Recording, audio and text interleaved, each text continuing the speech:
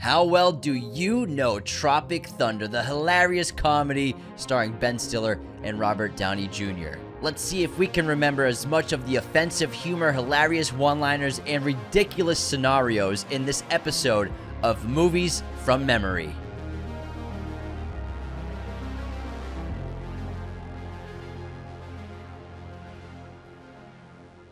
What is up, movie friends? Welcome back to Raiders of the Lost Podcast, the ultimate film and TV podcast, in another episode of Movies from Memory. And today we're doing Tropic Thunder. Now, if you've not listened to or watched one of our Movies from Memories episode, what we try to do is recount a film beat for beat as best that we can without any notes, without watching it, and without researching it. The thing is, we can't have seen the film for at least a year. That way it's not fresh in our minds, but not too far away. So today we chose Tropic Thunder because comedies we've found generally work really well for this kind of format, and we both quote it all the time anyways. Yeah, we do. So we thought, let's do Tropic Thunder. Let's have a laugh. Everybody's in a bad mood because of the Golden Globe nominations. So Denis Villeneuve getting snubbed. And a lot of others. So we're just going to sit back, relax, have a good time. And Tropic Thunder, as offensive as it is, it's still really one of the best comedies so far of the century. It's hilarious, amazing characters, such good comedy, so many great performances, and I really adored. I think that Ben Stiller went out on a leg making something like this, and it really worked. It could have gone horribly wrong, but he nailed it. It's one of the last great comedies because there haven't been that many that are just straight up comedies. You know, we used to get dozens every year. We talk about it often, how the genre has just slowly gone away to other genres, and in terms of just streaming platforms, they've taken over comedies in general. They're not as offensive as they used to be. They're too safe. And Tropic Thunder was the last great golden diamond of comedy that just still is timeless. It's so offensive, but it's so funny. And there are rumors of Tom Cruise really working to pursue a Les Grossman standalone film. That would be ridiculous. There was another rumor and story that came out last week that he's trying to get it going. I don't blame him because he's, he can do anything he wants. He's Tom Cruise, but he's, on the tail end of his career now. He's 60, 62, something like that. 84. He's still got probably 20 movies left inside of him because he's the man. But why not just do some crazy fun stuff like a Les Grossman movie, which would be hysterical. Now, big dick playa, swinging from your knees. This is going to be an offensive episode. We're going to say some dirty, naughty things because this movie's full of all kinds of crazy stuff. Lots of swears. And usually, so basically the way we do is, like Anthony says, we try to recount the entire movie. And one thing we are allowing ourselves to look at for this movie in particular, because we haven't seen it in a while, I haven't seen this in like 2 or 3 years, is character names. Besides that, we can't look at anything at all. So I have the cast list pulled up just so we're not like fumbling, the character that Jack Black plays or whatever it is. So we know their names. So we have Ben Stiller as Tug Speedman, Jack Black as Jeff Portnoy. We have Jeff Kahn as Scootney White. Oh, he's barely in the movie. Snooty Waiter. Robert Downey Jr. as Kirk Lazarus. Then we have Jay Baruchel as Kevin Sandusky. Brandon T. Jackson as Al Pacino. I love the booty. And Danny McBride is Cody. Nick Nolte is Four Leaf. Bill Hader is just studio executive Rob. And then finally, we have Tom Cruise as Les Grossman. So character name. Steve Coogs also plays Damien Cockburn, the director. Steve Coogan. Oh, Coogan, sorry. Not Steve Coogs. It's definitely not Coogs. Steve Coogan. We have been drinking a little wine, and we will be drinking throughout this episode. It's so fun. It's just the best part. I poured a hefty glass of red wine. And I remember when this movie came out. It's 2008. We're teenagers, 17, 18 years old, prime age for this movie, and did such a great job at spoofing war films. Oh, yeah. And as well as just having some of the funniest characters we've seen in a long time. Characters making fun of themselves. Similar to like This Is the End, we have Downey playing an actor who's so pretentious, gets lost in roles, just making fun of method acting. And Ben Stiller really making fun of himself a lot, as well as deconstructing action stars and celebrities in general in Hollywood with franchises. The controversies that he goes through with his personal life, how he's so alone and depressed. He's on the tail end of his career. McConaughey playing a hilarious agent. He'll do anything to get TiVo for his main guy. So I think this was just a funny-ass movie. It's so special. It's a great movie about filmmaking, too, at the same time. Yeah, and it's really well made, too, because Ben Stiller's a fantastic director. And I love this movie. I think we should get right into it. All right, so obviously, Tropic Thunder starts with those great movie trailers. Yes. Which, remember in theaters the first time we saw it, we couldn't tell, is this a real trailer? What's going on? Exactly. I'm pretty sure the first one's the Booty Sweat ad. Booty Sweat, yeah, I think it's a commercial because they did it like AMC theaters. You have commercials first. So we got the Booty Sweat. Al Pacino's. Al Pacino, I love the booty. I love the pussy. Al Pacino. We will be swearing a lot, guys. Get ready. And Al Pacino just dancing around. He's got asses in his face, drinking the Booty Sweat. Booty Sweat. It's like is it an energy drink? It's an energy drink, yeah. What I love later on is when Tug is fake pissing and he takes a can of Booty Sweat, and he pierces it with a knife, and it sprays it like crazy. And when he's pretending to pee. Yes. And Lazarus is in the background like, what was that? And he like empties the can. They both pretend to take pisses next to him. No, Lazarus I think and does Lazarus do something? He does. Like a water bottle? Lazarus doesn't. He does it secretly well. Yeah. And then Doug Speedman does it with the can of Booty Sweat.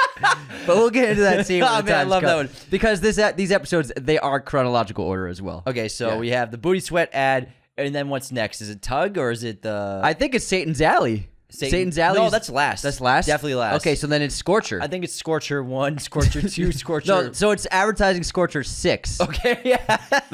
But it recounts the previous Scorcher movies. Oh, yeah, the camera like goes through fake CGI mountains. With singing and choir work, and the world's melted. Yeah. It's like only one man. Burnt. When the world felt the devastation, only one man can save us. When the world went to shit again. And again, they called him again. We needed him one more time. He's got the baby. And guess what? After the world is in disaster and need once more, he's coming back again. But this time, it's frozen, This right? time it's different. It's not, it's not like fire. It's not scorched fire. It's an ice age. Frozen ice age. And he's got the baby strapped to him. He's got a fur coat. And he says, who opened the refrigerator Somebody door? left the refrigerator open. Scorcher 6. He did it 6 times. He did it 5 times. Now it's time to do it again. I know. I can't remember the tagline, but it's something great, the tagline they have for it. It's just hysterical because it's playing fun of, obviously, even a person like Tom Cruise is getting made fun of with this bit. Yeah. And I think Tom Cruise is very open to having fun and making fun of himself, which he clearly does throughout the course of this film. And then I'm guessing it's Jack Black's next, definitely, yeah. Where I can't remember the name. The Fatties. The Fatties? The Fatties. Okay. And this is a spoof on like the Eddie Murphy movies where he played multiple characters in large suits. And this family, Nutty Professor. Nutty Professor. This whole family, and essentially the ad is it's all fart jokes. The entire trailer is just fart jokes. Yeah, and that ends up being what he's insecure about. It's just being a big one fart joke after another. Yeah, and like the Mike Myers kind of character that he would do with Fat Bastard. And then we have, what was it called? I ate because I'm unhappy, and I'm unhappy because I eat. And then we have Satan's Alley. Is that what it's called? A hilarious romance between two men, a forbidden two romance. clergymen, Yes, brothers in a church, and when they hold each other's rosary beads, rosary beads. Kirk Lazarus, and then it's what is it? 2-time MTV Best Kiss Award winner. Toby Maguire, Satan's Alley. 3-time Oscar winner Kirk Lazarus. So ridiculous. It ends like, ah! You hear that scream. Yeah, and then normal credits. I can't remember. Is it Paramount? I think it's Paramount. Yeah. But then we get what we think is the opening of a war movie because we get the Creedence Clearwater Revival song. You're missing something. What am I missing? So there's the opening, the hilarious opening where it's Nolte speaking as Four-Leaf, I think, and he says, "Oh yeah. This is a movie based. There were like 12 survivors on this mission. 10 of them went on to write books. 5 of those books were published. 2 of those books got picked up as screenplays. But only one movie was made. And this is about how that movie was made. This is the making of that movie. He's narrating the text, the title cards. It's so fucking funny. And then we get the cliche Vietnam War montage, helicopter riding atop the treetops. We get the 70s rock and roll music. I think it's Creedence. Probably Creedence Clearwater. It's too bad about the Creedence in the garage, in the trunk. And then we get the squad. Jack Black is on the machine gun, I think. Yeah, I think so. Yeah, out the window. Yeah, Tug Speedman sitting in it with Lazarus.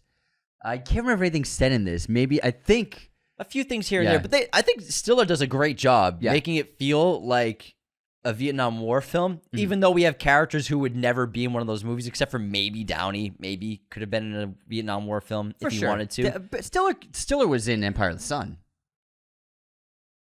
As a POW? Yeah.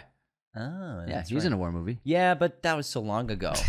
He became a different, he's comedic. I get what you mean. Yeah, I just proved you wrong is all. You did. I'm sorry. You Couldn't did. help it. You proved me. But anyways, you got me. Got him. Yeah, he got But me. he did a great job of setting up the feel of like what a Vietnam War movie feels like Absolutely. from a superficial perspective.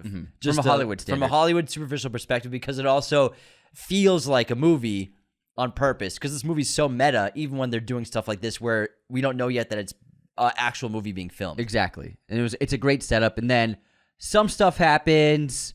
They get in the shootout with the local village of rebels. And then They're on the ground. they're on the ground. They start raiding the area. Yeah. And they all get in the shootout. It's like the tall grass and blah, blah, blah. All that stuff's happening. And then they're trying to evacuate. That's what it is. They're trying to leave the area, and the whole crew's running to where the helicopter is going to land. That's what it is. But the last one is Tug Speedman. The platoon shot, right? Yeah, and then he's running. Everyone makes it to the helicopter. Jack Black, he's the first one on it. But then they all get on the helicopter. They see Tug in the distance. And then there's the shot of Jack Black. He's like hanging on the leg. That's after this. Because then he's stuck on it. Yeah, exactly. Yeah.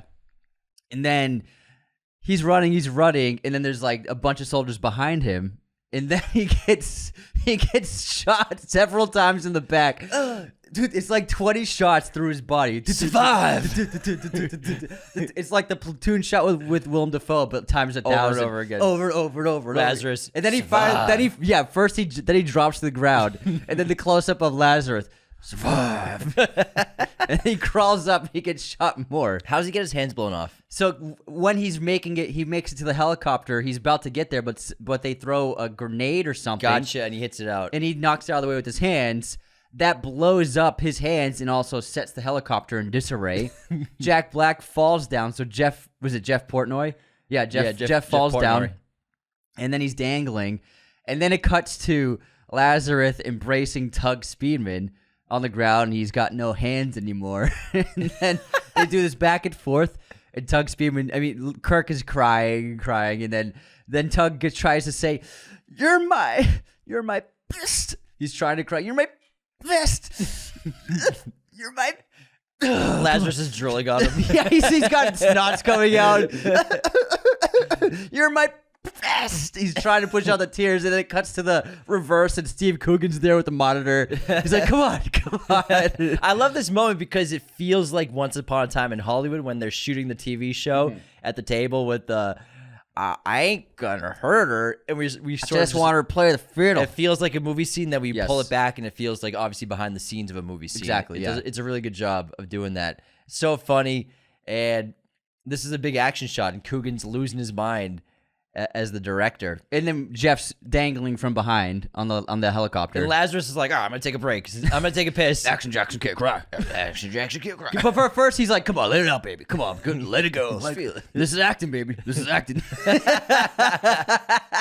I love it. And then, but Tug's like, I'm sorry, man. I just need a minute. And then, what's the director's name again? Coogan's name is Damien. He's like, oh, we're almost there. We got it. Because then we're cutting to McBride. We're cutting to McBride. Cody, the pyro guy, because he's got the tree line lined up for explosives. Yes. For the super great shot, and the helicopter's going to fly by any second. He's waiting for the signal. And then he's waiting for the signal. And Lazarus is in the bathroom. Yes. He's in the urinal. Mm-hmm. And then, what is it? Speedman. I think they bring him the script or something. Whatever. He's like, I'm just not feeling it. It's like, wouldn't my character cry? And then Coogan's losing his mind, and then he starts. The jets are coming because jumping up in the air because they're trying to time the explosion with jets that are planned to fly overhead. So the AD is like, the jets are on their way, and then McBride. Then he starts freaking out. That's the signal. That's the signal. Let's go, motherfucker. He's like starts humping the air or something. He's like, sets off the explosion. Lights up the tree line. Yeah, tree line so is funny. Blown to smithereens, and then Lazarus like pokes his head out of the bathroom. He's like, fuck.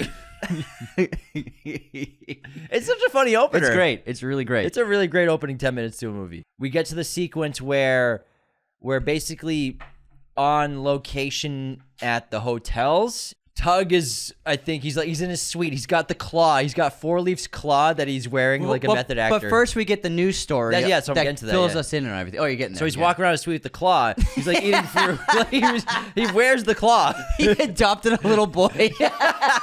So he's wearing the claw. So how's the kid? How's the baby? It's going. It's all right. Yeah, he's on the phone with McConaughey. Yeah, they talk about the TiVo. Just get the TiVo. But then Tug, he's watching the news, and it's the news story about how there was the big mess up on set, and also they cut to an interview where the interview was like, someone close to you said that something, and then he goes, someone said they're close to me. It's a whole background expose on the entire background of the film.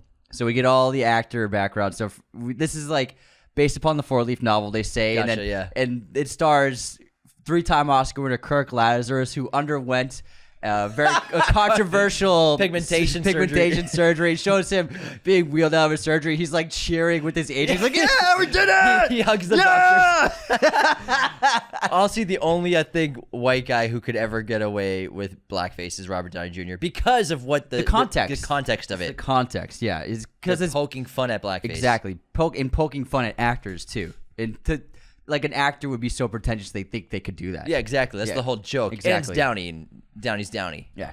And then, but this news story also showcases that Tug Speedman's trying to recover from his last role, where he played the mentally handicapped guy.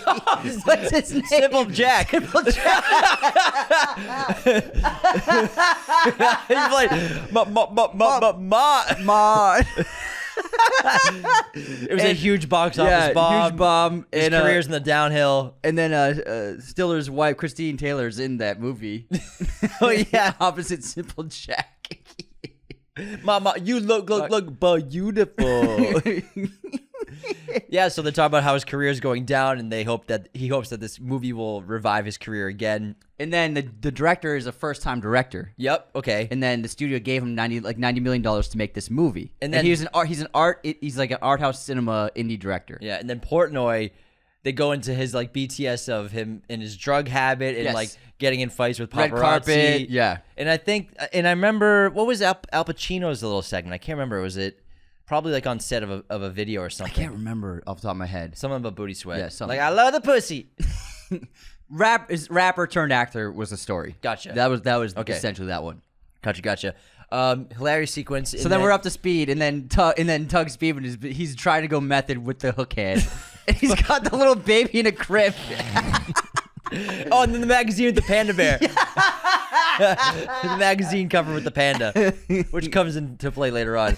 And one of my favorite scenes next is he loves pandas. Yeah, Les Grossman's introduction is the next big scene because they're having the big meeting. Yeah, they're doing a powwow with everyone on set over the weekend. And Les Grossman's calling in. It's not even Zoom back then. Whatever it was like what was the video chat back in the day? I can't remember. Fuck, what was it? Wow, might have been like a Microsoft. Some kind of video chat. I can't remember what it was.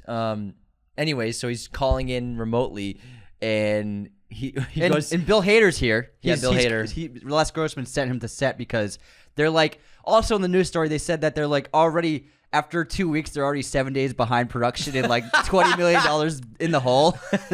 Something like that ridiculous. And then like Grossman's like, all right. Where's the director? Where's that? He's like, do you see me? Can I see you? Where? And then Bill Hader's like, he was like, we're here. Hey, Les, we're here. We're right here, Les. Okay. Is anyone in this room a key grip? And then, so for the he's looking around, and then the camera pans back and forth. And then he's like, there he is. There you are, you piece of shit. Who here's Damien, whatever his name is? Who is he? And then the Coogan raises his hand. That's me, sir. It's a pleasure to finally meet you. Shut the fuck up. Who here's the key grip? Punch that director in the face really fucking hard. The guy, and then the key grip, obviously with the probably strongest person on set is the one to call, walks up to Damien. Sorry, man. Boom! Right hook right in the face. Ow, ow, ow. That great. And then Les goes off on that rant about, here's what you do, because Coogan's trying to blame the actors. Like, I'm working with a bunch of prima donnas. Oh, this is what you do with actors. You bend them over and you slap their ass. You spank them in the ass. Spank them in the ass. And then Four Leaf says something, and then Grossman's like, who said that? And then he goes, oh, I'm Four Leaf. I wrote the book. And he goes, you're a great American. This country owes you a great debt. Now shut the fuck up and let me do my job. And then he spits the apple out. Because he's like, what you should do is you should send the boys in there for real. Like get them in there None for of this real. pansy ass Hollywood. Yeah, that's so funny. You're a great American now. Shut the fuck up. So basically, the movie's fucked unless Damien can turn it around. Yeah, you have like a week to turn this around or it's over. And I'm shutting you down. What I like about this whole, even before this moment starts, they're outside. They're like walking around the hotel, the pool. And it's just a party. It's just everyone's raging. Not everyone's taking it seriously. It's a party after this meeting. Yeah, that's what it is. It's a set party. And then Damien's getting drunk, right? That's what happens next. He's getting drunk on the beach. But then Tug Speedman goes up on stage and does a speech, and like nobody's listening. I forgot because no one likes him. And then we have Damien. Damien goes onto the beach to get drunk, and then he finds Four Leaf under like that little tent, and then they start drinking together, and he's telling them like he's draining in his sorrows, and then Four Leaf goes, "What you should do is you gotta bring them into the jungle for real. For real. Make it feel, make it true, make it authentic." And then that inspires Damien. Yeah, fire gets lit under him, and then I think we basically cut to the helicopter the next day. We cut to their being transported, to the new They're in location. the helicopter. Yeah. They think they're going to be shooting like actual movie scenes, and I can't remember what they talk about in the helicopter. Well, Baruchel. Baruchel's in this. We forgot. He plays Kevin Sandusky. Yeah, Sandusky. And Sandusky's like a big fan of everyone there. It's his first big movie. Yeah. So he's super excited. So he's asking Lazarus and Grossman a bunch of questions. Tug Speedman. Tug Speedman. Yeah. Tug Speedman like takes him under his wing. Yeah, basically. And then we get Jeff with the Skittles in the helicopter. Mm-hmm. His first time. He asks, "Hey, jelly beans." What's he? No, Tug Speedman's like Eminem.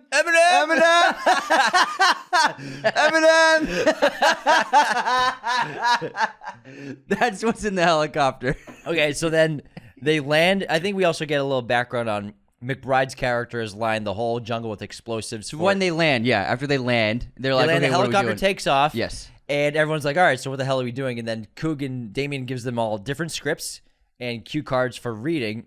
And he basically explains to them that we're going to shoot this movie for real in the jungle.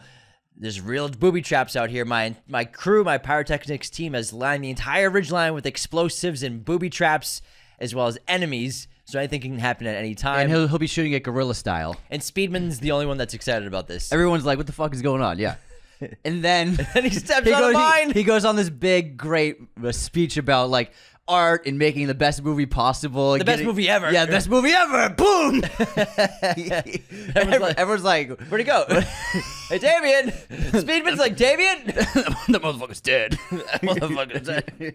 And then some of them don't believe it. Lazarus is like, he's dead. And then Tug Speedman's like, no, it's corn syrup. He picks up the head. He's like, he puts the head. Damien, mate. And then the real enemy soldiers are watching through the tree line because they heard the explosion. Yeah, they think he's like a maniac. Like they know no fear. He's licking it, and the throat muscles are pouring out to his face. Like, yeah, I love it, corn syrup. He's like, oh, it's just like Mom used to make it. It's so ridiculous. And then they get fired on. So Speedman throws a grenade. Yes. That doesn't work. But of course, coincidentally, McBride hears them. He's like, oh, they're lighting that shit up. We should do an explosion. Detonate it, yeah. And then he detonates a bomb and it's at the same spot where the grenade was. 100%. That's it. And they get away. And then obviously Speedman's like super excited about it. He's like, all right, let's get going. Let's do this. We're fired up. We got our lines. He becomes like the leader. Yeah. And then Lazarus is suspicious of him being a leader and knowing what he's doing. So I think the next sequence is they're just in a tree line and they're running the scene. Yeah. Speedman wants to run the scene and he has the map. He's got the map. He won't let anyone use the map. He's using the map only. And I remember he gives Sandusky direction on a line. He's going to say it like this, say it a little differently. And then Portnoy starts doing the line. And then they start doing the scene. And then Lazarus is like, guys, this motherfucker's dead. Like, we ain't making no movie. We ain't making no movie anymore. This ain't no motion picture. Fucking hell. Okay. Oh, McBride and Four Leaf get captured. Yes. They get captured by enemy troops. But they were chilling with the helicopter. They were chilling with the helicopter. So that's what it is. This what happens is they start talking and they get into an argument, and then McBride's character grabs at Four Leaf and he pulls off his hook hand, and it's a fake. Yeah.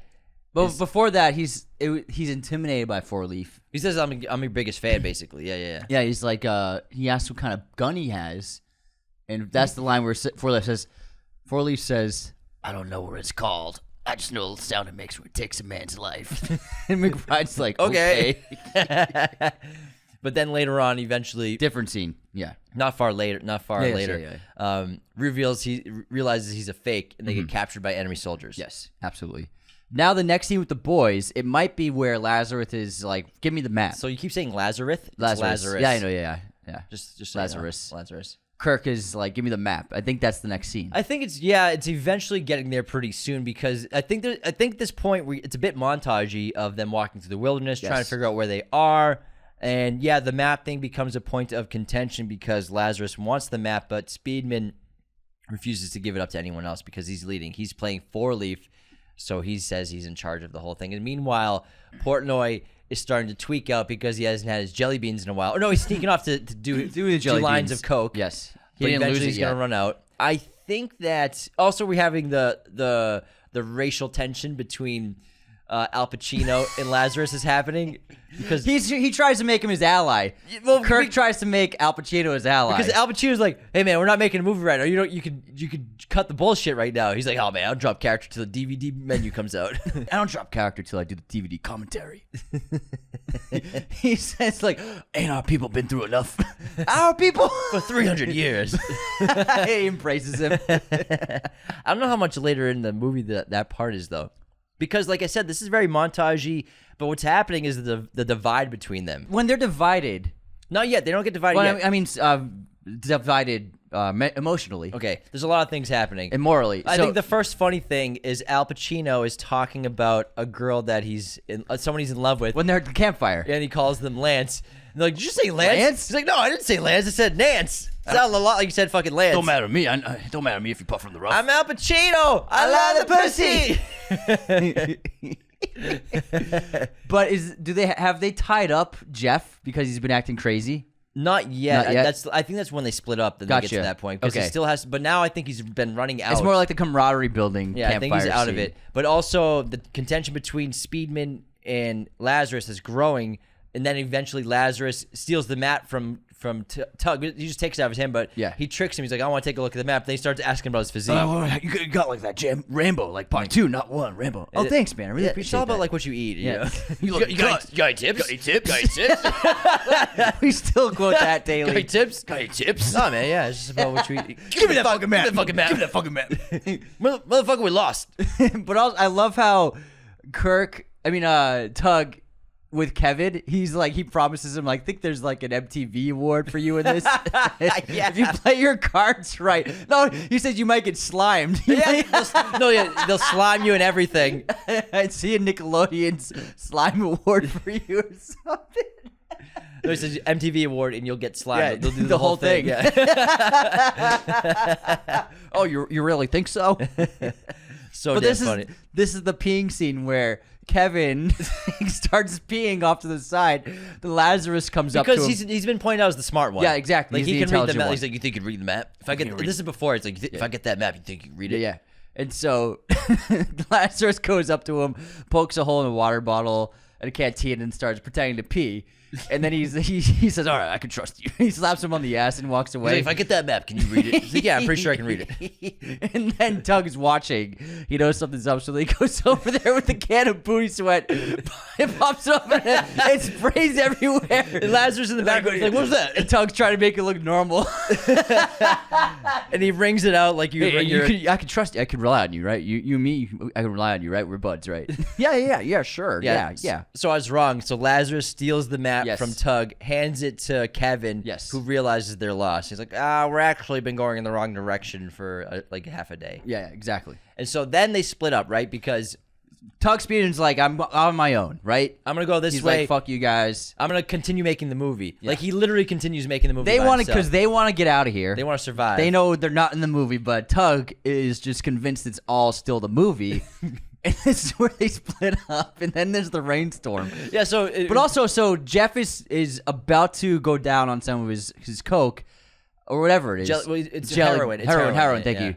And then, as he's about to do it, Kevin sneaks up behind him to say something, and he drops it all on the ground.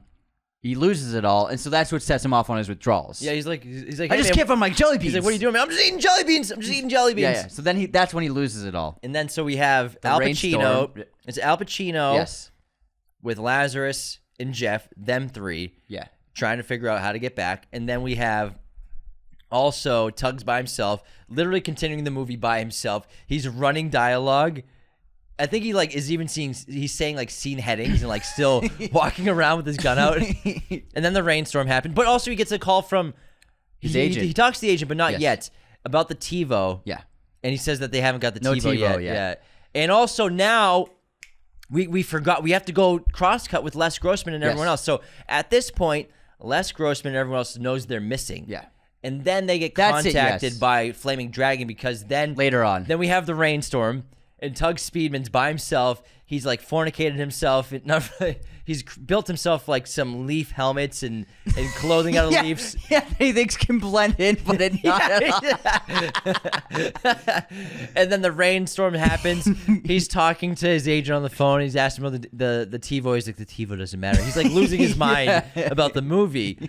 And then he gets attacked by a beast in the woods with the thunder and the lightning, and he has a knife. It's quick flash strobe lighting. He's hacking away at it, and we see things, we see teeth, and we see claws, and then blood. We see blood and a knife going everywhere, and then it cuts to like the cutest like photo or image of a panda, a dead panda, just like well lit. He's like, no. And then he makes a headdress out of the panda's head. Yeah. He wears the panda head for. That's when he talks to McConaughey. He's gone crazy. That's when he gets the call. So I think after he's walking through the woods with the panda head. That's when he's losing his mind, because after he kills the panda, he's lost his shit. And then meanwhile, Jeff's going crazy with withdrawals. Yeah. And so they tied him up to be quiet. And I think this is also where the Al Pacino Lazarus happens, where he says the N-word. Yeah. And then Lazarus grabs him in a hug. He's like, for 300 years. That word's brought us down. And Al Pacino's like, this guy's crazy. I'm just going to go with it for now. And then Jeff's like begging them for his jelly beans.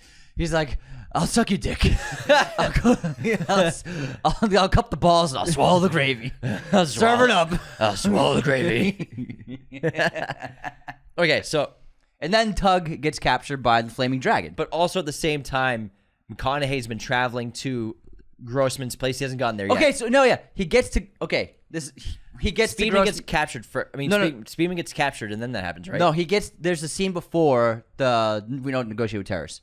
So there's the scene where McConaughey goes to Les Grossman about TiVo.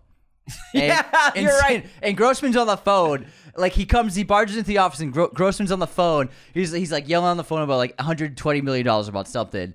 And then McConaughey's goes there. He's like, with the contract. I signed this contract. It says home entertainment for my man. TiVo. Guaranteed TiVo. And then Grossman's like, you bother me with this fucking TiVo shit? You fucking kidding me?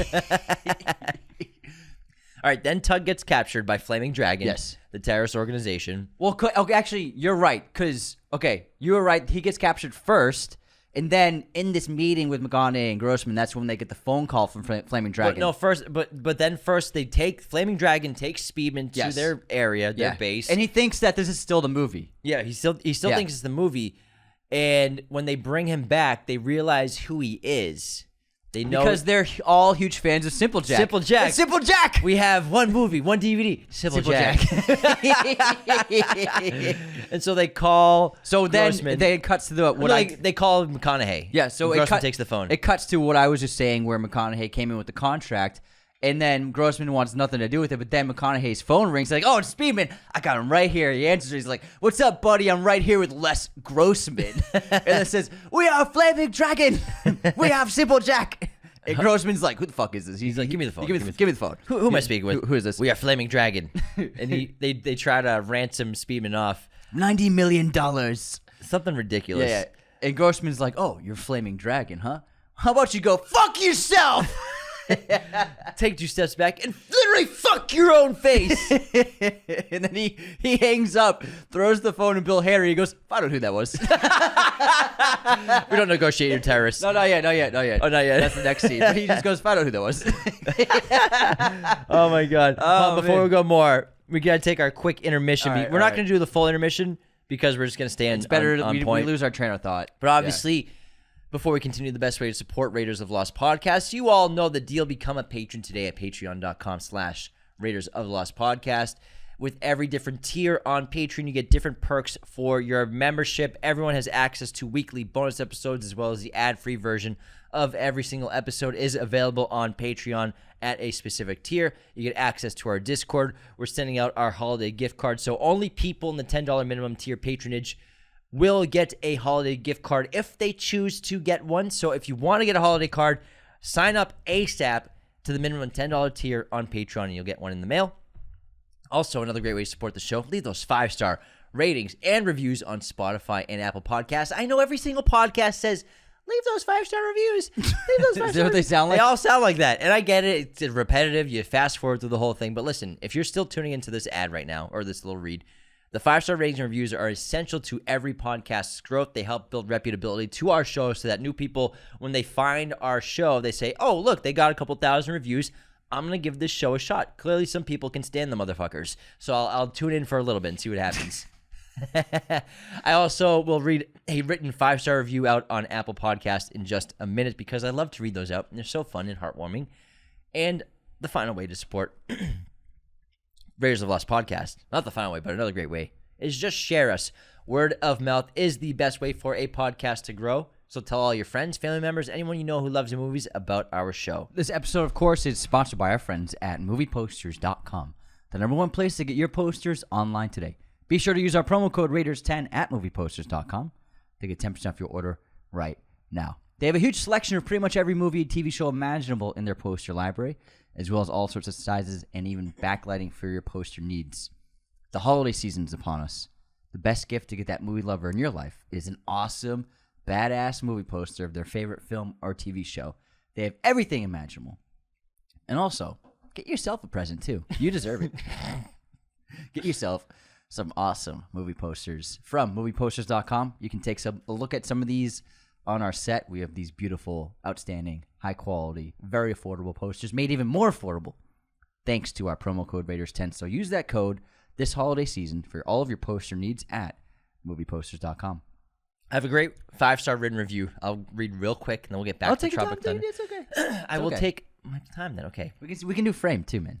Well, that'd be fun. Yeah. So this is from Sam Hey, Sam. O.00. Film Boy as a subject line, 5 stars. The best movie and TV podcast, hands down. The boys are so hilarious and have me cracking up almost every episode. Their passion for film and TV is contagious and has converted me into a film boy. Let's go. Keep up the phenomenal work, gentlemen. Also, Tron watch party in the Discord when?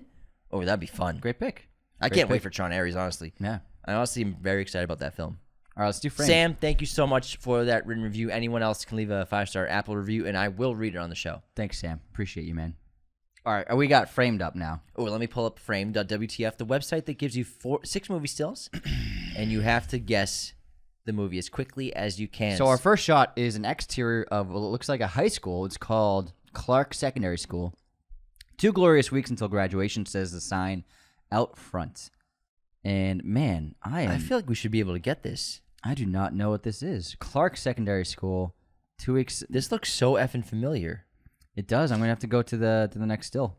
2 weeks until. Oh yeah. Now we're outside of a convenience store with a cop car parked there. Hold on, yeah. Is it Superbad? That's super bad. Yeah, I was gonna guess Superbad before you. Yeah, Superbad. Nice, dude.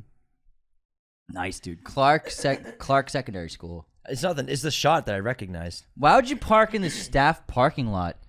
You're not staff. I know that, Fogel. All right, let's get to our unsubscribes this week. First up, Mustard Doctor on Django Unchained. Siri basically going unsubscribe for guessing the wrong year for the Patriot. Yeah, when we were doing that, Siri just turned on in the middle of our episode. That's right. That's pretty funny. And she said unsubscribe. South Sus Sherpa. You guys mixed Fitzcarraldo with Aguirre, The Wrath of God.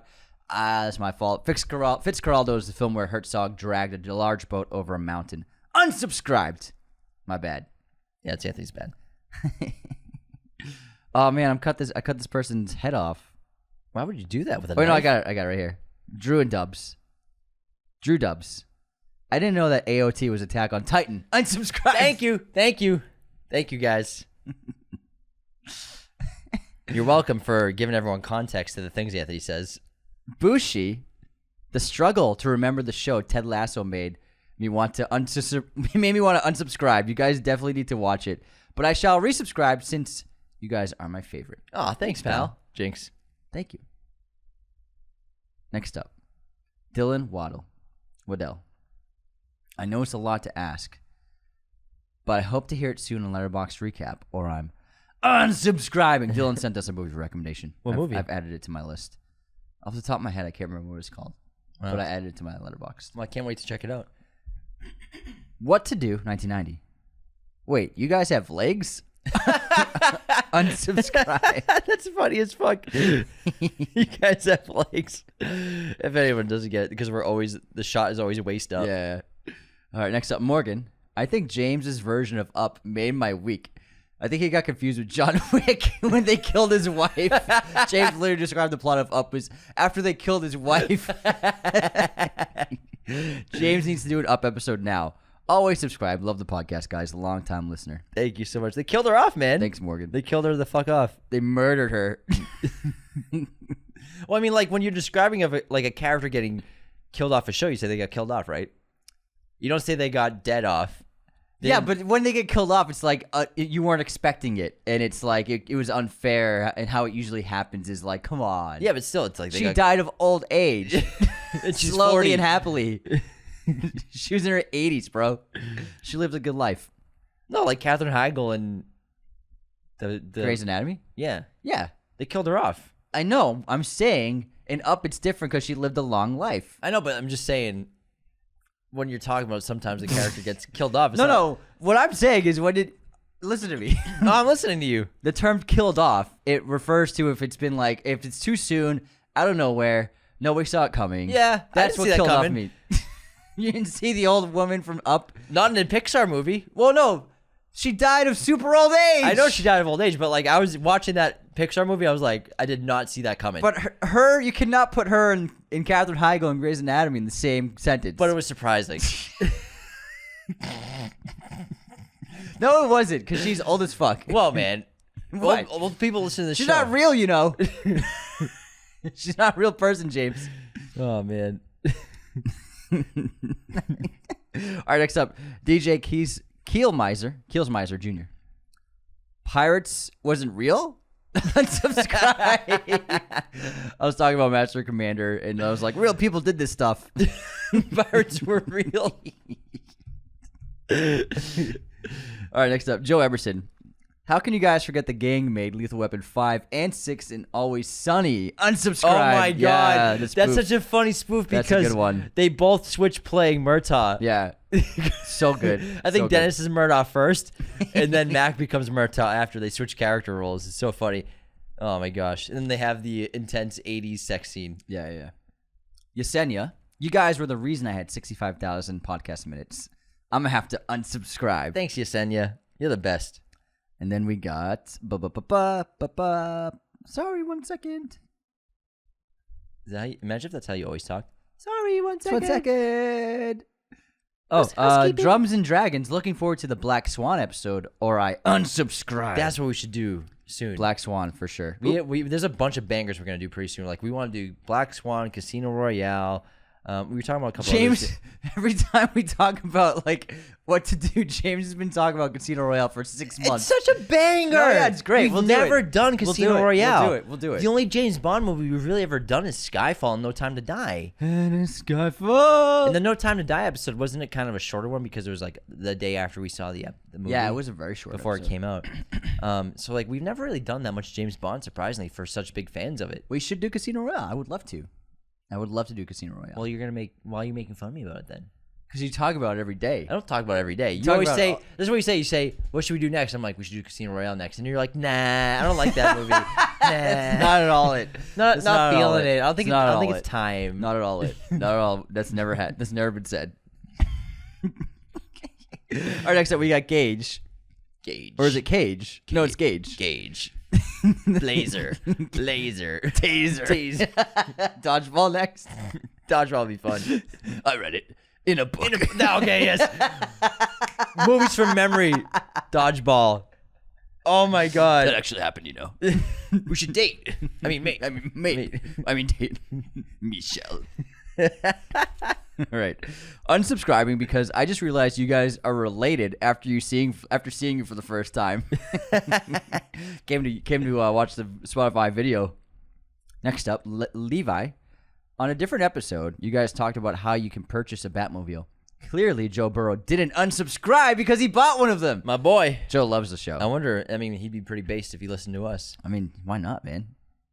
I'm sure Brock is the only NFL player that listens can't to be us. the only one, but Brock Wright's the goat, man. Brock's our guy. He's on the Lions. Yeah. I was watching him play in the Thanksgiving game. Yeah. Did you see him? I didn't watch the game. Did he do well? He's in a bunch of plays because they run a really great offense with a bunch of High tight ends. tight end So plays, he's usually like a blocking tight end or a picking tight end, but blocking tight ends are underrated. Yeah, it's a very underrated position. That's a tough. He's got a that's couple tough TDs role. this year. He's doing great. Yeah, that's they're like, awesome. dude, they're fucking gonna win the Super Bowl this year. Yeah, it's gonna be Chiefs Lions Super Bowl. They're gonna. I hope they win. The Lions deserve a championship. And our boy will get a ring. Deserves got nothing to do with it. Just watched Unforgiven. All right, that's it for our unsubscribes. Let's go. All right, let's get back into Tropic Thunder. Where were we? We left off the Les Grossman bit. Les Grossman. Okay. So he said, find out who that was. And now Tug Speedman is held with prisoner. He's being held prisoner. And he's doing plays. but do they call Les before the play? So they already called him. Well, no. There's two Les Grossman calls of the Flaming Dragons. We did the first one. We got to do the second one. What's the second one? The second one is the long call. So the second one is, Bill Hader's filling in Les Grossman. Flaming Dragon is a terrorist organization. Heavy drug. They push vast amounts of heroin. Extremely high profit margin. That's a pretty good Bill Hader impression. He's doing an impression of an old executive, actually. Okay. So Bill Hader went to Ben Stiller. He's like, I have this idea. I can do this impersonation of this executive that they both do. Yeah. And Ben Stiller was like, yeah, that's great. Do that the whole time. So Bill Hader did this impression of a studio executive who was real. Who's just like the bitch of the of studio head. Yeah, whatever Les Grossman says. Yeah. And then, he's filling Les Grossman in. McConaughey's waiting on the ranks. And then they get the second phone call from Flaming Dragon. And Les Grossman answers. He goes, this is Les Grossman. This is Flaming Dragon. We have Simple Jack. We want $100 million or he dies. Oh, you want $100 million? Is that right, fuckstick? He goes off on fucking some ridiculous tangent. He's like, I'd rather give you like a hobo's dick cheese. That's what he says. Go ahead, kill the bastard, slit his throat, burn his body. I don't give a fuck. Skin him. I don't give a fuck. He's all yours. He's all yours, motherfuckers. I love when it cuts. But in the meantime, same as always. Go fuck yourself. Fuck yourself. I love when it cuts to the guy on the other line. He's like, what the fuck is going on? And then he hangs up, and then he goes, we do not negotiate with terrorists. Everybody starts clapping. Go fuck yourself. In the meantime, it's the same as usual. Go fuck yourself.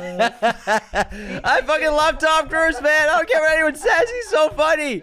He's so fucking funny. Go fuck yourself. And then, one of the best scenes in the entire movie, they sit down McConaughey, the agent. It's after this call, yeah. Yeah, so they sit down McConaughey because McConaughey can't believe what's happening.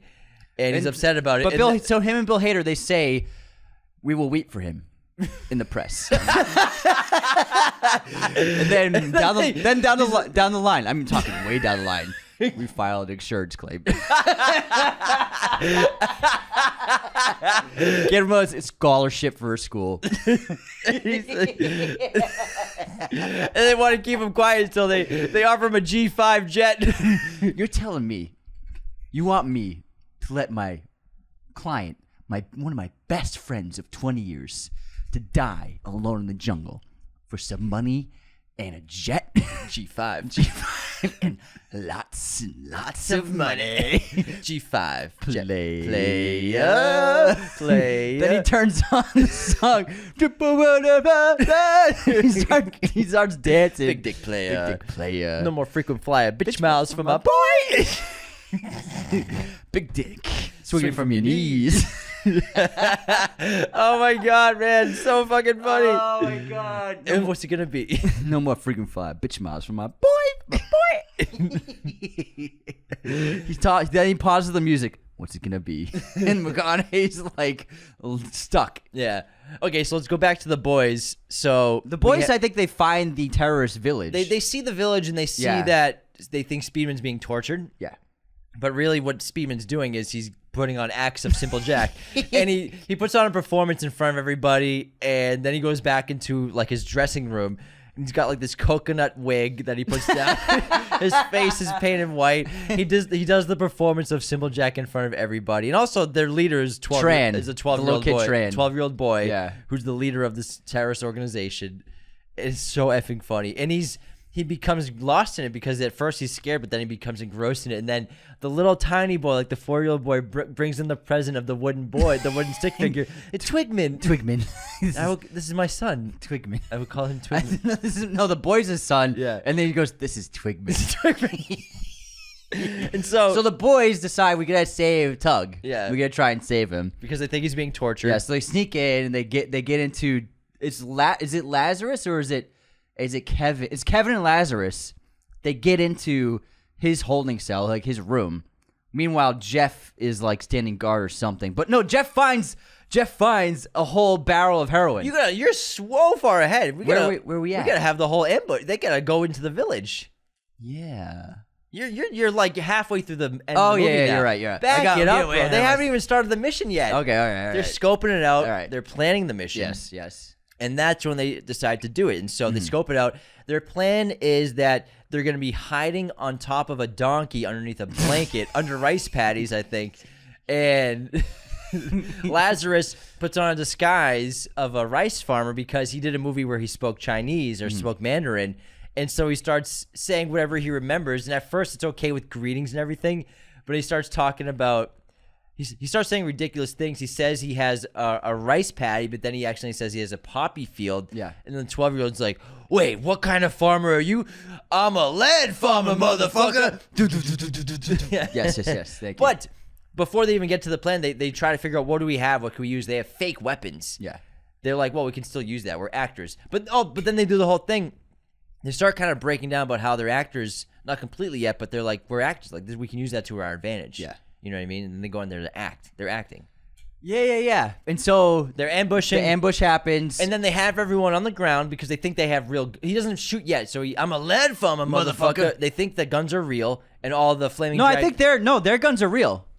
they're not real. They are real. They're not real. I thought they were. They're not real. No? The Flaming Dragon has real guns. They Yes. don't have real guns. Uh-huh. That's why the grenade's not real. The guns aren't real. They're blanks. That's why later on, when eventually Jeff is the one that has to hold everyone by gunpoint. I don't know. Their guns aren't no, real. No, hold on. What were you about to say? Because remember, he gets scared because the guy with the gun, the guy with the makeup, he stands up and gets his real crazy gun. guy? He gets Yeah. his real assault rifle and starts shooting at them, and they run away because their weapons aren't real. Because I remember, doesn't Tug at the opening of the jungle, he just fires off he's just spraying fire into the woods, and don't the rebels hide from his gunfire? Yeah, but they think it's real, but they're not real bullets. They're blanks. You might be That's right. one of the main points Yeah, of the okay, climax is okay. because they're fake guns. Okay. I think you're right. They're I think you're right. I am right. I think you might be right. No, you can say I'm right. I'm not sure if you're right. I'm right, dude. I'm telling you. That's the whole. Okay, so this is what happens. Let me explain it to you. Yes. And so they have them at gunpoint. All the terrorists drop down on the ground because they think the guns are real. Yes. And then eventually they start to get a little antsy. And then Lazarus goes with, I think, Kevin to go find Kirk or something like that. And then Jeff is the one that has to hold everyone at gunpoint. Oh, yeah. And Jeff freaks. They start to. One of the guys starts Getting to move closer. to his rifle. Yeah. And then he's like, The guy- oh my God, yeah. So You're right. they The don't- big guy with the they're makeup, They're firing yeah. blanks. Yeah, They you're have right. blanks in their guns. And then so But first, the boys, the pair, they find Four-Leaf and McBride. Yeah. And it's like, we gotta get you out of here. And they see, wait, you have a hand? You have a hand? What the fuck is going on? And then they go and they find Tug. Yeah. But meanwhile, so McBride and Four-Leaf, I think they all get guns and they start the big shootout in the village. But also at some point, so I think it might be Kevin that's stuck with the guns because Jeff picks up the 12-year-old boy, grabs him, he says, "Show me where the drugs are." Yeah, that's true. So that's he true. takes him to the heroin stash that they have. And then Lazarus finds Tug. And Tug's having a mental breakdown. Yeah, he's he like, doesn't want to leave. I'm a father now. I put on, I have a son now. I'm special here. I put on like 10 shows a night. They love me. They love me here. This is Twigman, my Twigman. This is Twigman. And then what's so funny? You're an actor, man. This ain't real. This is real. But what's so funny here is Lazarus is trying to bring Tug back to reality, but Tug, through his behavior and the things he's saying, takes Lazarus and makes Lazarus lose his reality of who he is, because this is where he has his identity crisis and his identity breakdown. Because he says, you're playing a dude. And then Tug goes, "You're playing a dude. You're the dude. You don't know what kind of dude you are, I'm the dude disguised the dude playing the other dude." Oh, yeah, dude. And then he looks in the mirror and he hits it away because Lazarus doesn't recognize himself. Yeah. And then Lazarus has an identity breakdown. And then Kevin's like, "I get it. We all get it. You guys are really talented actors." And then we gotta get the fuck out of here. Because Al Pacino and Kevin are watching this whole thing like, what the fuck's going on? Yeah, exactly, yeah. And then Lazarus, he breaks down. He takes his wig off. Yeah. And then he takes the contacts out of his eyes. So now his gold hair is revealed. And his blue eyes are revealed. yeah. And then they're trying to get back to reality. And then Kevin's like, "You guys are great. Lazarus, you're Lazarus. You're Kirk Lazarus. You're the reason I got into acting. I remember all of your monologues when I was in college." And then Al Pacino's like, "Tug, Speedman, you're the man. Scorch one. I got high to that shit. You're the fucking man." I forgot there's a great Les Grossman line when McConaughey, when they're talking about letting Tug Speedman die, he goes, "The kids aren't dressing up as Scorcher for porn anymore." Face it, man. And then at some point we cross cut to McConaughey, and he's looking at a photo of him and Tug. And then he's in his office. Yeah, he's in his office. Then he looks at a magazine, a G5 magazine, G5 owner, like an owner's manual. It's like a casual lifestyle book magazine for G5 flyers. owners. Yeah. And then a photo of the two of them. Oh my god, so fucking funny. Kids aren't dressing up as Scorcher for porn anymore. That's one of the best lines in the movie. Fucking Cruise. It's one of the best funny. lines. But then, not even Kirk, now he's come to his senses. He can't even break through the Tug. So they just go, "Fuck it, just grab him." So they grab him and pull him out of there. And then Jeff found all the heroin. He starts like shoving his face in the heroin. Yeah. And then the kid gets the upper hand on him, and I think the kid escapes, right? And the kid stabs him in the back a bunch of times and then runs away. I think the like next Chucky shot, stabbing. like he's running out of the room with the kid behind him with a machete or something. Mm-hmm. And then they make it out of the little huts and everything. And they're on the run. Yeah, so now they're on the run from all from Flaming Dragon. The helicopter's arriving, and they're approaching the bridge. Oh, McBride goes to start up a chopper, right? Exactly. Yeah. He goes to start up a chopper, and they make it to the bridge. Everyone gets on the bridge. Basically, but Tug's last. It's just a exact replica of the opening of the movie, where Tug is the last one on the bridge.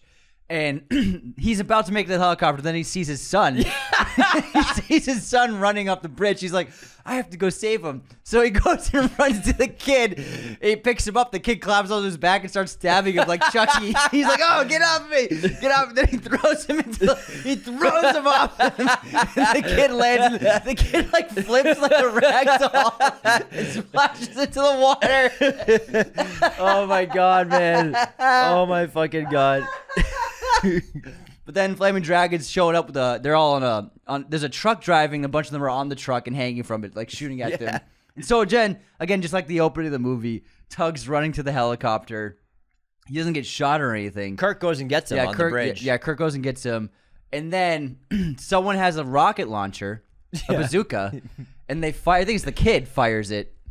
Not yet. So the helicopter's starting to lift off. Yes. It's in the air. Uh-huh. Then they take out the rocket launcher, and the McConaughey comes out of the bushes. "I got the TiVo! Tug! I got the TiVo!" And so the helicopter he looks like shit. He's like covered in dirt and the branches. helicopter starts going in the air, and then the rocket launcher shoots. The kid shoots the rocket launcher. The missile's in the air. and then McConaughey throws the TiVo in the air.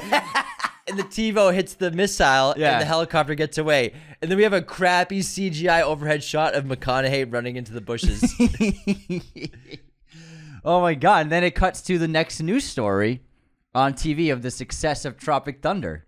And then the award, he won Best Actor. He won Best Actor. It won like $800 million to the box office. He's up against, it's like John Voight. Oh yeah, it's the Oscars. Tobey Maguire, John Voight's there. There's a couple other big actors that are up for awards. And I remember he's sitting behind Voight, and Voight loses, and Voight's like, God damn it, like, motherfucker. And we cut to Grossman's watching it on TV in his office. Yeah, him and Hader, and Hader says, you did a great job, sir. And then Grossman says, I couldn't have done it without you. Oh, really? You mean that, sir? No, a fucking nutless monkey could do your job. That's why he was have to be a nutless monkey. He gives him the night off. He says, go have fun, take all the credit, have fun at the parties. So no, never. Of course not, sir. Hey. Remember, a nutless monkey could do your job. Go have fun. Then he leaves, and then we have the iconic Les Grossman dance. Yeah. Apple butter. And then he does the dance off. I thought it was the Ludacris song.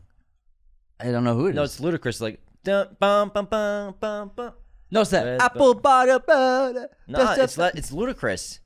Oh, yeah. Boom. Apple Bottom's the first one. Yeah. With McConaughey. Which Ludacris? And another one. Boom, boom, back.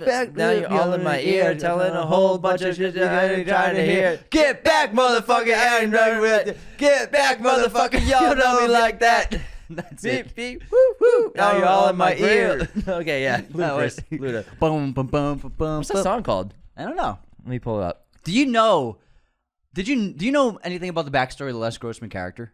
Well, I know it's based off Harvey Weinstein, right? Well, so it wasn't written to look or sound or really be much of what is that we see on screen. It was a much simpler character. Tom Cruise wanted the suit. He wanted to be bald.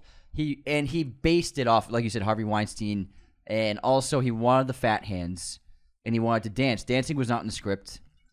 Fat hands were not in the script, and Ben Stiller didn't really know what to expect. But it's Tom Cruise, and he seemed to really, really passionate about it. So he was like, "Okay, I guess we can try this stuff out." And so they did a makeup test with the bald hat, bald cap, the big arms, the big hands, and with dancing, because Ben Stiller's like, there was no dancing in the script. I don't know what he means by he wants to dance. That was like Tom Cruise's requirements were he has to dance and he has to have the fat hands.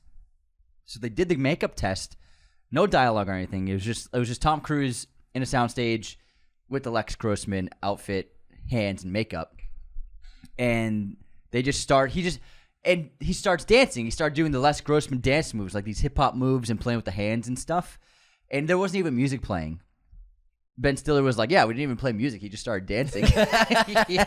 That's amazing. And then Ben Stiller put it together and cut it with the Ludacris song. And then he sent it to Tom Cruise with the Ludacris song playing on Get it. Back. And thank you. And they were like, and then he was like, "That's it. That's the character. That's it. We're done. That's what we have." And that's what has to be in this movie. It's amazing. Yeah, he's actually a great dancer. He's been doing dance lessons since he was early in his Hollywood career. He's a classic Hollywood star in a lot of ways, even though he doesn't do even though classic Hollywood movies aren't made anymore in terms of a lot of dancing, a lot of singing, which was the norm back in the day. He's still a trained dancer, trained singer, trained obviously martial arts. So the thing with Tom is he's such a highly skilled guy, but dancing is something that he's always done because it's great for athleticism too, dancing. It's also great for performance when you're inhabiting a character and being able to, if you have complete control of your body, you know what you can do. It can better serve you when you're altering the way a person walks, the way a person holds their postures. It goes so much into being able to act, not just singing and dancing, but just being able to act as a character. It's wild. Man, I freaking love this movie so much. It's great. It's great. I don't care what anyone says. Tom Cruise is so fucking funny. I love that guy. He's amazing. He's so funny. And to in be this able movie. to just like make fun of himself this was and one of those ridiculous roles that was really important, I think, for his career. That resurgence he had. You know, after Mission Impossible 3 wasn't received super well, and his career was kind of going down. Tom's never had it down, but it was like not. It was kind of plateaued. Yeah, because it's been peaking night even and more. day. It's just he's at another level. He's on a stratosphere now. It's insane how big the guy is. The biggest star ever to live, probably. And I think that Tropic Thunder is huge, not just for mainstream audiences, but young audiences, because this movie was so popular with teenagers, younger kids. it's a rated R raunchy comedy. That's a huge crowd of obviously not theater tickets sold, but we're watching this movie when you're a teenager and you can't go to the theater. You're watching it, you're renting it. Your parents are getting it for you at Blockbuster back in the day. So I think Tom Cruise, huge part of his career, big resurgence. I think Tropic Thunder was big for that. On top of that, this movie essentially is a spoof movie. And it's if you think of it that way, it's one of the better spoof movies. It's a spoof of the war film. It's a spoof of Hollywood. It's a joke about how ridiculous it all is and how absurd it all is, and how some people take it too seriously when you shouldn't. And at the end of the day, it's just entertainment. Like the Kirk Lazarus character being such an intense method actor, making fun of pretentious actors. It's really in good fun. It's really fantastic. Not just for Tom Cruise. This was massive for Downey. Coming off Iron Man, Sherlock Holmes. Same year, Iron Man and this movie. Yeah, these two, and then Sherlock Holmes right after in 2009. Yeah. It was like those three movies for Downey. It made him it wasn't just Iron Man. It was all those three movies made him a superstar. Yeah, you're right. And he got a Golden Globe nomination for this movie. It was an Academy Award. He was Academy Award nominated for this movie. Yes. Pretty sure he was. Yes. And he got Golden Globe nom for Sherlock. But nowadays, as we know from Denis Villeneuve not getting or Luca Guadagnino getting director nominations for Golden Globes. Challengers is one of the best directed movies of the last few years. It's such a expert piece of filmmaking and craftsmanship, and what he's doing with the filmmaking in that movie is insane. And then what Denis did was absolutely ridiculous. Yeah, Dune 2 is a masterpiece. I'm off the top of my head, I can't remember who said it. It was a listener of ours. Then they made a comment and they said, if Lord of the Rings came out, if Lord of the Rings Return of the King came out this year, it probably wouldn't have gotten any nominations either. It's pretty odd. It's pretty odd because we all know Dune Part 2 is the most deserving movie of the year for awards. You don't have to give them all the awards, but at least the nominations. But we'll find out what the Academy Awards does for nominations. Yeah. But the Golden Globes are generally a pretty decent precursor for what movies are going to be like for the Academy Awards for nominations. Yeah, 100%. But the Globes, we all know, the Globes has just lost so much credibility. I mean, they nominated Hugh Jackman for Heretic. Hugh Grant. Hugh Grant for best actor in a comedy musical for Heretic. Heretic's a horror movie. Yeah. Sure, there are comedic beats in it. It's a fucking horror thriller. Ridiculous. It's really dumb. It's insane to me. Yeah, that makes no sense at all. And again, like Sebastian Stan got nominated for A Different Man for comedy, and it's like, what? It's not comedy. I watched it. It's not comedy. There's some funny bits to it, but it's very much a drama. Heretic's very much a horror movie. Yeah. And it's silly. It blows my mind. So the Globes have just, after this year, the Globes for me, credibility is gone. There's no credibility for a Globe And again, anymore. a bunch of the films that were nominated for Best Picture and Best Director, and it's just like the public doesn't even know what some of these films are. And also, some of them. There's one that is horribly rated, and a lot of people I know have seen this one.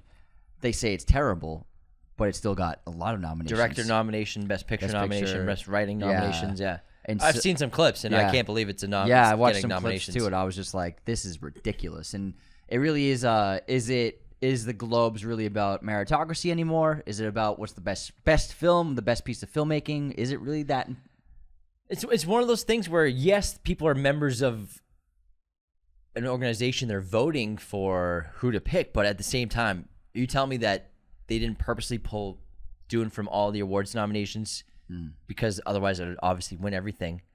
That's the thing. I think they don't want Dune to win everything. And again, there's a big difference between the Globes and the Oscars. The Oscars has a larger pool of voters by far. The Globes is really like 40 people vote. And you know, it's like lobbyists with politicians. Exactly. You don't think that people are being lobbied to make sure that this movie gets nominated for this award? I think that the Oscars will be pretty different.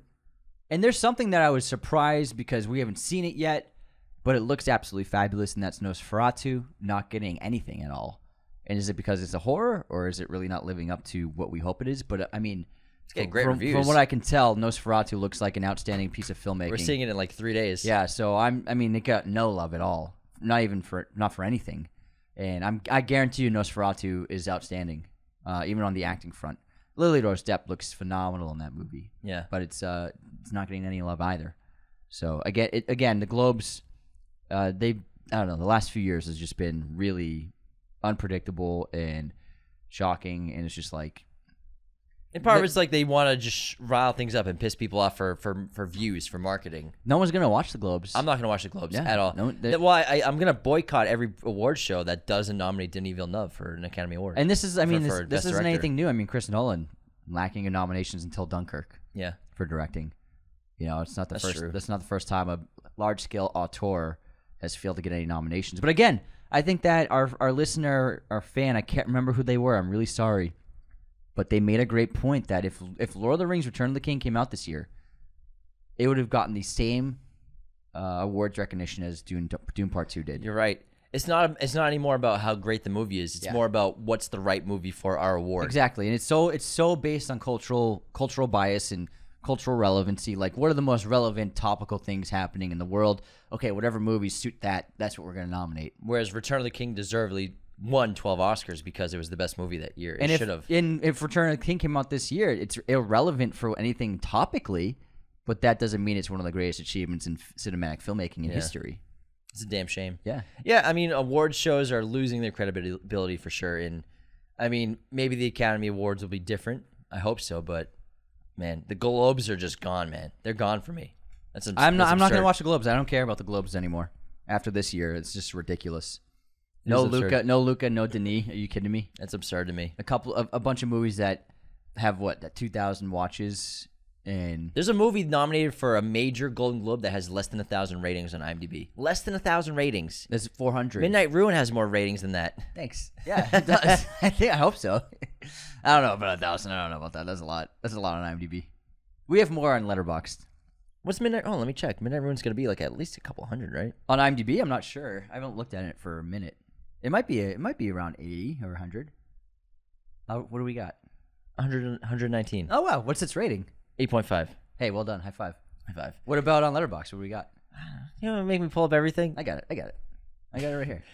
Yeah, but I mean, bit of a Golden Globe tangent, but that news dropped. It's just because we just found out like a couple hours ago, looked at it right before filming this episode. It's just, it's crazy. It absolutely blows my mind. And also, like, Denis Villeneuve is a French-Canadian director. You know, he's an international filmmaker. We have 1.3 ratings on Letterboxd. 3.7. 1,300. Yeah. Oh, sorry. Yeah, 1,300. Like 1.3 is pretty low. Yeah, that's the wine. Yeah, thanks to everybody who's been watching it still. It's good. Heck yeah. It's racking up numbers and views. Oh yeah. All right. Well, this was a lot of fun. Man, I love Les Grossman, man. He's so quotable. I love Tropic Thunder. Yeah. I love it so much. It's still funny. It's gonna be a funny movie in 50 years. I can't wait to watch it when I'm an old man. Go fuck yourself. Playa. Big dick playa. Swinging from your knees. Thanks so much for tuning in. Of course, like usual, become a patron today at patreon.com/Raiders of the Lost Podcast. Be sure to tune into our recent episodes. We did Django on Monday. It's so much fun. Long 2 hour and 50-minute episode. Absolute banger. Leave those 5-star ratings and reviews on Spotify and Apple. And take care, everybody. See you next time.